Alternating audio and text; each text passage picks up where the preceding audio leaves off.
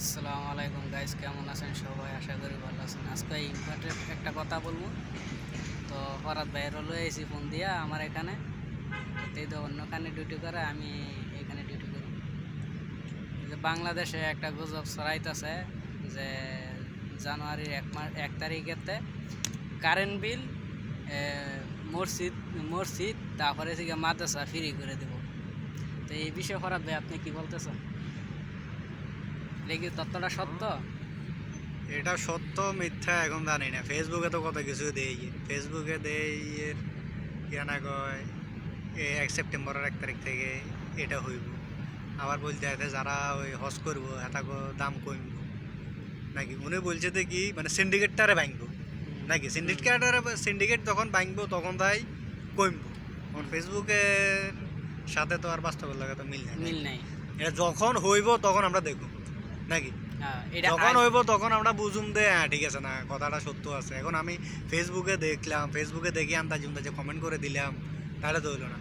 যদি এবার ওদের না হয় তো ফেসবুকে আমরা গালাগালি শুরু করুম, হ্যাঁ হ্যান হয়েছে ধ্যান হয়েছে, তখন কইছে করবো নাকি। যেদিন হইব আমরা ওই দিন করবো, না ঠিক আছে হয়েছে নাকি। অ্যাডভান্স কথা বলা তো দরকার নাই। আর আমাকেও বাংলাদেশ হইলে এমন একটা মানে কি কমু আর মানে মানুষেরা এমন একটা সিস্টেম, যদি নুন হয় এরা, যদি হয় তিল এটার বানালা কি তাল নাকি, এরকম আর এই সমস্যা হলোই দেখা।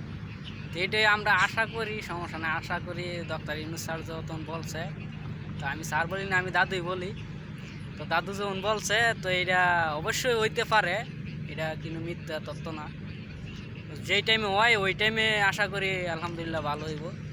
আর আমি লিখের কালে তো 15 বছর রাজনীতি করে আছে, কিনি করলো না। আওয়ার পরে ডক্টর ইউনূস দাদু আওয়ার পরে আপনার কয় মাস হয়েছে? গত 1 মাস চলতে আছে, রানিং চলতে আছে, অনেক কিছু বদলাই দিছে। তো আশা করি দাদু অনেক ভালো কাজ করতেছে। চেঞ্জ হইব, টাইম দিতে হইব। এখন মনে করো হঠাৎ করে তো আর কিছু চেঞ্জ হইতো না।